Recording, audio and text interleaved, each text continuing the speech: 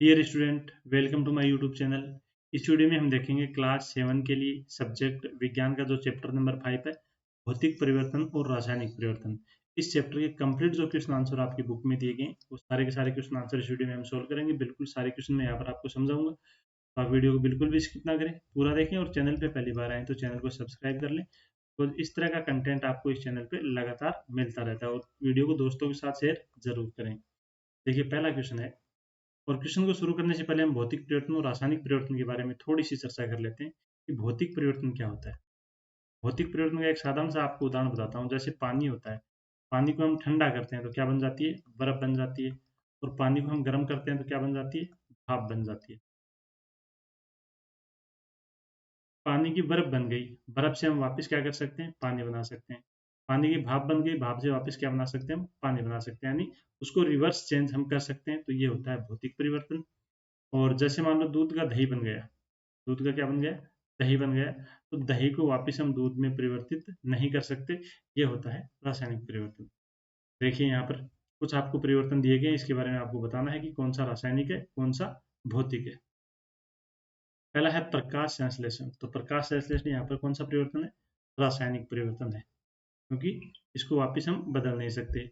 दूसरा है जल में शक्कर घोलना, यानी पानी में अगर हम शक्कर घोल देते हैं तो ये होता है भौतिक परिवर्तन, क्योंकि शक्कर और पानी को वापस अलग अलग कर सकते हैं हम गर्म करके। कोयले का जलना, तो ये है रासायनिक परिवर्तन। मोम का पिघलना, ये है भौतिक परिवर्तन। एल्यूमिनियम के टुकड़े को पीट पीट कर उसका पतला पत्र बनाना, ये भी कौन सा परिवर्तन है? भौतिक परिवर्तन है। भोजन का पाचन, ये कौन सा परिवर्तन है? रासायनिक परिवर्तन है। नेक्स्ट क्वेश्चन देखते हैं, सत्य असत्य बताने आपको। लकड़ी के लट्ठे को टुकड़ों में काटना कौन एक रासायनिक परिवर्तन है? तो लकड़ी के लट्ठे को टुकड़ों में काटना रासायनिक नहीं, ये भौतिक परिवर्तन होता है। अतः ये कथन क्या है? गलत है। पत्तियों से खाद का बनना भौतिक परिवर्तन है। पत्तियों से खाद का बनना एक रासायनिक परिवर्तन होता है, ये भौतिक नहीं, ये भी गलत है। जस्ते लेपित लोहे एक पाइपों में आसानी से जंग नहीं लगती, ये सत्य है। लोहा और जंग एक पदार्थ है, यह सत्य है। भाप का संघनन रासायनिक परिवर्तन नहीं है। भाप का परिवर्तन क्या होता है? संघनन क्या होता है? भौतिक परिवर्तन होता है। और ये कह रहा है कि रासायनिक परिवर्तन नहीं है, तो ये कथन क्या है? सत्य है। नेक्स्ट है, रिक्त स्थानों की पूर्ति कीजिए। जब कार्बन डाइऑक्साइड को चूने की पानी में प्रवाहित किया जाता है तो कैल्शियम कार्बोनेट, तो खाली स्थान में क्या आ जाएगा? कैल्शियम कार्बोनेट के बनने के कारण का रंग कैसा हो जाता है? दूधिया हो जाता है। खाने के सोडे का रासायनिक नाम क्या होता है? Sodium hydrogen carbonate. ऐसी दो विधियां जिसके द्वारा लोहे को जंग लगने से बचाया जा सकता है, तो उसके ऊपर पेंट करना या यशद लेपन। ऐसे परिवर्तन भौतिक परिवर्तन कहलाते हैं जिसमें किसी पदार्थ के केवल भौतिक गुणों में परिवर्तन होता है, उसके रासायनिक गुणों में परिवर्तन नहीं होता। ऐसे परिवर्तन जिसमें नए पदार्थ बनते हैं उसको क्या कहते हैं? हम रासायनिक परिवर्तन कहते हैं। नेक्स्ट है, जब नींबू के रस में खाने का सोडा मिलाया जाता है तो बुलबुले बनते हैं और गैस निकलती है, किस प्रकार का परिवर्तन है? तो ये रासायनिक परिवर्तन होगा। यहाँ पर नींबू के रस में खाने का सोडा डालने पर नया पदार्थ कार्बन डाइऑक्साइड गैस के रूप में निकलता है, ये कौन सा परिवर्तन है? रासायनिक परिवर्तन है। जब कोई मोमबत्ती जलती है तो भौतिक और रासायनिक परिवर्तन दोनों होते हैं। इन परिवर्तनों की पहचान कीजिए। ऐसे किसी ज्ञात प्रक्रम का एक और उदाहरण दीजिए जिसमें भौतिक और रासायनिक परिवर्तन दोनों होते हैं। यानी मोमबत्ती को जब हम जलाते हैं तो उसमें दोनों परिवर्तन होते हैं। कैसे होते हैं दोनों परिवर्तन? क्योंकि मोमबत्ती जब जलती है तो जलने से पहले वो क्या होती है? पिघलती है। जलने से पहले क्या होती है? वो पिघलती है। तो पिघलना क्या होता है? भौतिक परिवर्तन। और पिघलने के बाद में जलती है तो जलना क्या होता है? रासायनिक परिवर्तन। यानी मोमबत्ती जब जलती है तो दोनों परिवर्तन होते हैं। भौतिक परिवर्तन, मोम का पिघलना और पिघले हुए मोम के वाष्प बनना, ये तो क्या हो गया? भौतिक परिवर्तन। और मोम का जलकर गैस, उष्मा और प्रकाश का देना, यह क्या हो गया? रासायनिक परिवर्तन। इसी तरह का आपको एग्जाम्पल दूसरा देना है, तो आप रसोई घर में जो हम गैस काम में लेते हैं, एलपीजी, लिक्विड पेट्रोलियम गैस, ये भी क्या होती है? एक तरीके से दोनों परिवर्तन होते हैं इसमें, भौतिक और रासायनिक। क्योंकि ये जब सिलेंडरों में रहती है तो द्रव अवस्था में रहती है, और जब सिलेंडर से बाहर निकलती है तो ये गैसीय अवस्था में बदलती है। तो द्रव से गैस में बदल गई, यानी इसका अवस्था परिवर्तन हो गई, तो ये क्या हो गया? भौतिक परिवर्तन। और गैस में आने के बाद में ये जलती है, हमें ऊष्मा प्रदान करती है, तो ये कौन सा हो गया? रासायनिक परिवर्तन। इसी प्रकार के प्रक्रम का एक अन्य उदाहरण रसोई घर में द्रवित पेट्रोलियम गैस का उपयोग है। सिलेंडर में यह द्रव्य के रूप में रहती है, जब ये सिलेंडर से बाहर आती है तो गैस बन जाती है, तो यह भौतिक परिवर्तन है।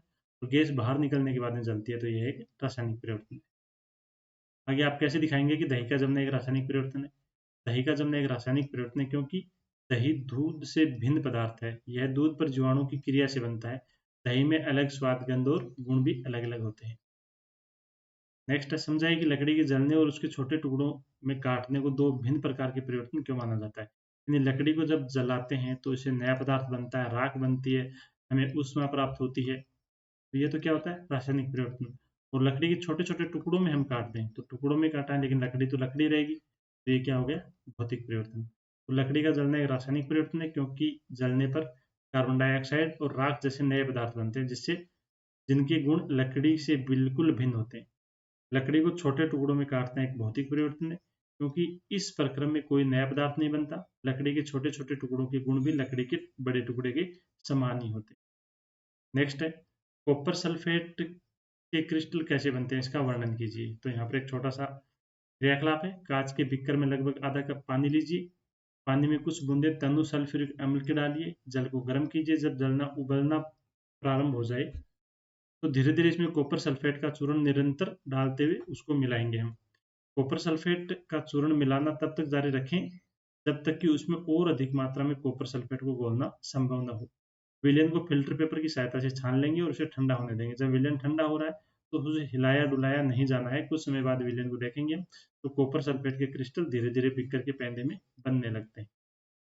अगला है, समझाए कि लोहे के गेट को पेंट करने से उसका रंग लगने से बचाव किस प्रकार होता है, जंग लगने से। तो लोहे के गेट को हम पेंट करते हैं तो जंग इसलिए नहीं लगता क्योंकि हवा और जो जलवाष्प होती है उसका लोहे के साथ संपर्क नहीं हो पाता। देखो, लोहे पर जंग लगने के लिए ऑक्सीजन और नमी की आवश्यकता होती है। लोहे के गेट को पेंट करने से उसका बचाव इसलिए हो जाता है क्योंकि इससे गेट वायु और नमी के संपर्क में नहीं आ पाता। अगला है, समझाइए कि रेगिस्तानी क्षेत्रों की अपेक्षा समुद्र तटीय क्षेत्रों में लोहे की वस्तु में अधिक जंग क्यों लगता है। क्योंकि समुद्र तटीय क्षेत्रों में नमी की मात्रा ज्यादा होती है। देखो, लोहे पर जंग लगने के लिए नमी युक्त वायु का होना आवश्यक है। समुद्र तटीय क्षेत्रों में वायु में नमी की मात्रा बहुत अधिक होती है, इसलिए समुद्र तटीय क्षेत्रों में लोहे पर जंग लगने की दर अधिक होती है। दूसरी ओर रेगिस्तानी क्षेत्रों में वायु शुष्क होती है, इसलिए वहां पर जंग लगने की दर कम होती है। क्या नेक्स्ट क्वेश्चन है, हम रसोई में जिस गैस का उपयोग करते हैं वह द्रवित पेट्रोलियम गैस कहलाती है। सिलेंडर में एलपीजी द्रव्य के रूप में रहती है। सिलेंडर से बाहर आते ही यह गैस में परिवर्तित हो जाती है, फिर यह जलती है। तो निम्नलिखित में से निम्नलिखित कथन इन परिवर्तनों से संबंधित है, तो सही कथन का चयन कीजिए। तो प्रक्रम ए रासायनिक परिवर्तन, प्रक्रम बी रासायनिक परिवर्तन, प्रक्रम ए और बी दोनों रासायनिक परिवर्तन। तो यहाँ पर ये ऑप्शन गलत है, दोनों ही रासायनिक परिवर्तन यहाँ पर नहीं होंगे। प्रक्रम ए जो होगा वो भौतिक परिवर्तन होगा। प्रक्रम ए क्या होगा, भौतिक, और प्रक्रम बी क्या होगा, रासायनिक परिवर्तन होगा। ये क्वेश्चन थोड़ा सा मिस टाइप है यहाँ पर, क्योंकि देखो एलपीजी द्रव्य के रूप में होती है और सिलेंडर से बाहर आती है तो गैस में परिवर्तित हो जाती है। तो यहाँ पर इसकी अवस्था चेंज हो रही है, बाकी गुण वगैरह कुछ भी चेंज नहीं हो रहे। तो ये भौतिक परिवर्तन होता है। और बाहर आने के बाद में गैस जलती है तो जलना क्या होता है, रासायनिक परिवर्तन होता है। तो डियर स्टूडेंट, ये थे इस चैप्टर के कंप्लीट क्वेश्चन आंसर जो इस वीडियो में हमने देखे। बाकी आपको वीडियो कैसा लगा आप कमेंट करके जरूर बताएं, और चैनल पे पहली बार आए तो चैनल को सब्सक्राइब जरूर करें। वीडियो को दोस्तों के साथ शेयर भी करें।